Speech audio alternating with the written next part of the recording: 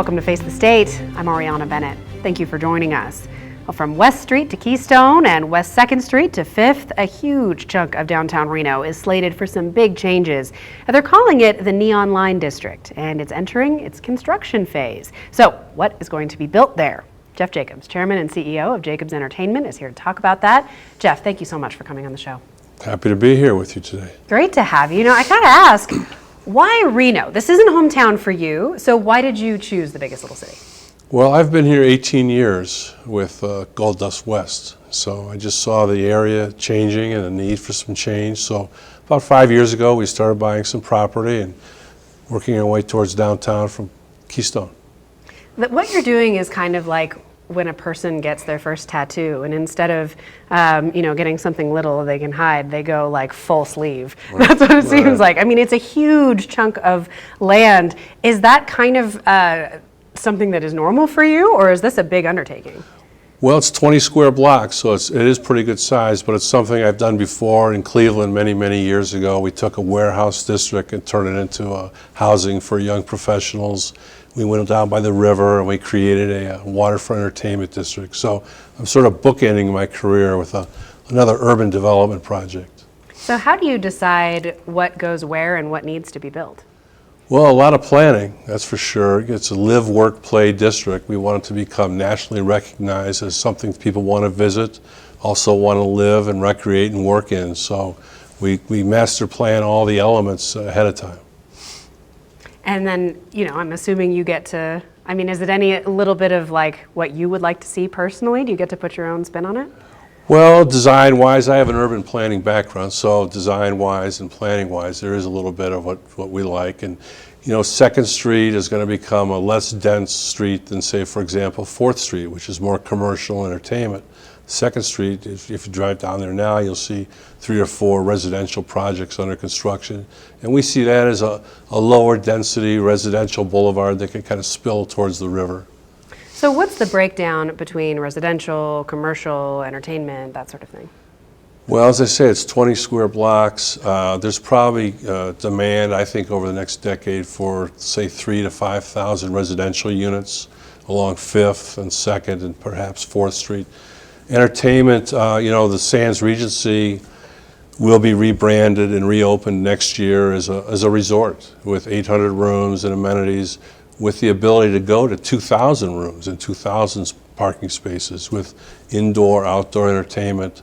So it really is going to be a function of how well it's received in the marketplace and how many folks want to come over, say, from California and spend their money here in Reno. Why now for Reno? I think it's a good time for Reno. The taxes are high in California. People want to move here. You've got a more diversified economy now here in Reno with technology as well as warehousing and entertainment. And downtown is cleaner now. It's a little more inviting for people to come and visit and live in. So I think it's a great decade ahead for Reno. Now you mentioned there's a lot of changes to the Sands. What's happening there? The Sands is, we're just finishing our 2nd tower of 3, which will open up in the spring. It'll open up as 800-room resort. We're going to build a new parking garage with an indoor pool, outdoor pool, spa, conference space, a pre-conference area where I'm bringing a collection of European sports cars on display for folks that want to see a little bit of that. And then across, we're working with AEG. I don't know if you're familiar with AEG, but they're similar to Live Nation.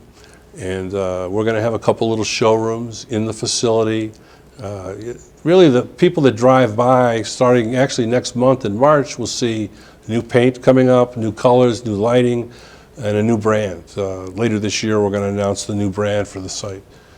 New colors. Is it going to look different on the outside? Very much so, yes. So it's not going to be the kind of sandy yellow and brown colored anymore? No, it's not going to be your grandfather's Sands Regency. What color is it going to be? Well, if you drive by there now, you'll see a ramp in front of the garage. We had to move the ramp to open up the space for the new casino, because the casino is actually going to come out towards 4th Street. It's going to be a 2-story, very competitive, very contemporary.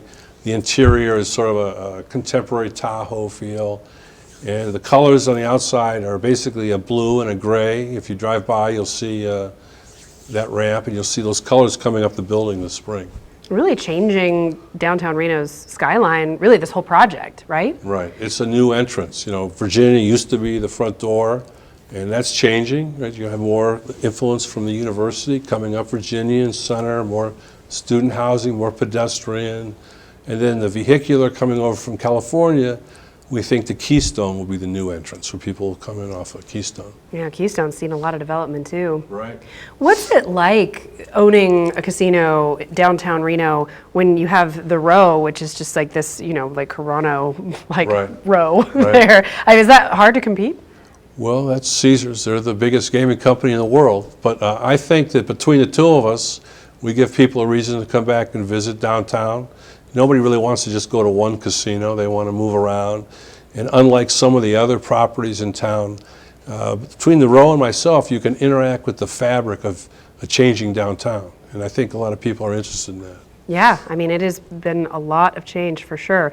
And it's not just casinos. I know there's a lot of local interest in the Gold and Silver, which you just purchased. So I know that the owner who has been running it for decades is going to continue running it for the next 2 years. Right. What happens after that?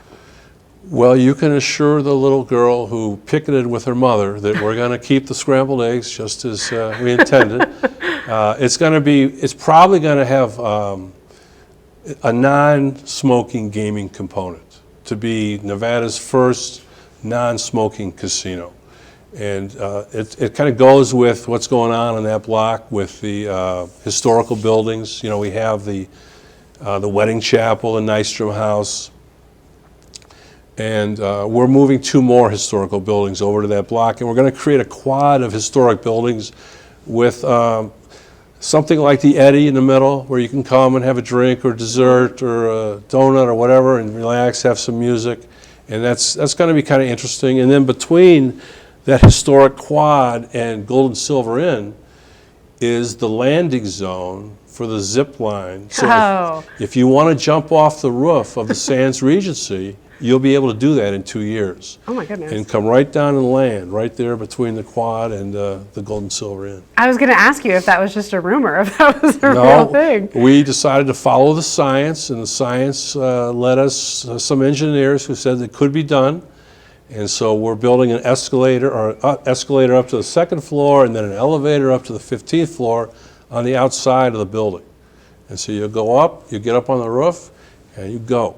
In 2 years. Yeah. So that you're keeping the wedding chapel then? Yeah, we're keeping the wedding chapel. And that property will be run by our managing team over at Gold Dust West. And then the Nystrom House, which has been sitting there on stilts for a good long time. Right.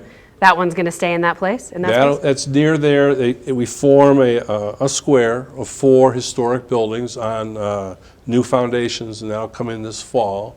So they'll come in, and then we're going to run at least one of the 4 interiors for a restaurant, or probably going to be a wine bar with desserts, something like that. And then we're talking to somebody else that wants to do donuts or pastries, and somebody else to do stuff. So we're talking to a couple of tenants, and that'll all open up next year. Okay. And then there's also the Glow Plaza, and we have some renderings we can show you of what the Glow Plaza is going to look like. Now, we already have the kind of sculptures out in front that people have probably seen, but that empty space behind the sculptures, that's where the Glow Plaza is going to be. Right. Well, the Glow Plaza is effectively where those sculptures are. We have a little series of music in the summertime for about 10 or 12 weekends. And then behind that, as you mentioned, we're going to have a stage and an area for an audience under a shade area, and that's the Glow Plaza Festival grounds. And we're talking to third-party promoters who might want to do a festival or a special event. You can handle up to a couple thousand people, and we're going into the Planning Commission, I think, in March, and then hopefully under construction in April. And then you already have a slate of concerts that you're planning on having there. Is that this summer? Yeah, we'll have some small concerts there in the Glow Plaza itself on Fridays and Saturdays. We've got a couple of events, the Taco Festival.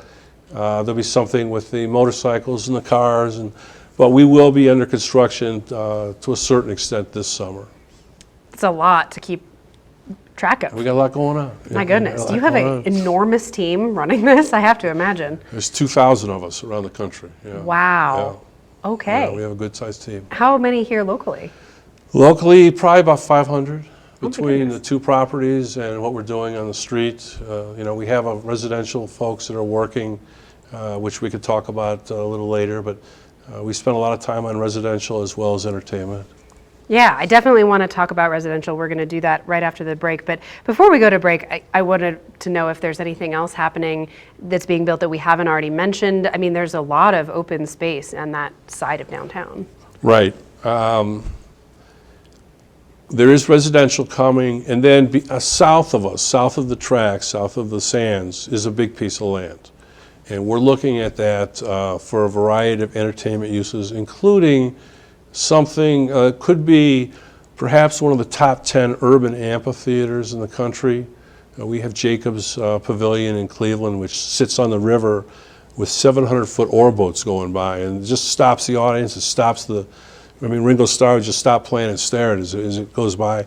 I think there's a chance to do something in downtown for an amphitheater, an outdoor amphitheater, looking at the mountains for the audience. It would be pretty dramatic, so we're looking at that. Wow. That's a lot. It's a whole lot. Okay, well, before we go to break, anything else you wanted to add? No, I think it's a 10-year overnight success story. How's that? All right, Jeff, sit tight, because coming up on Face the State, of course, a major piece of the Neon Line development, as he mentioned, is the housing component. So I will be back with Jeff to talk about that right after the break.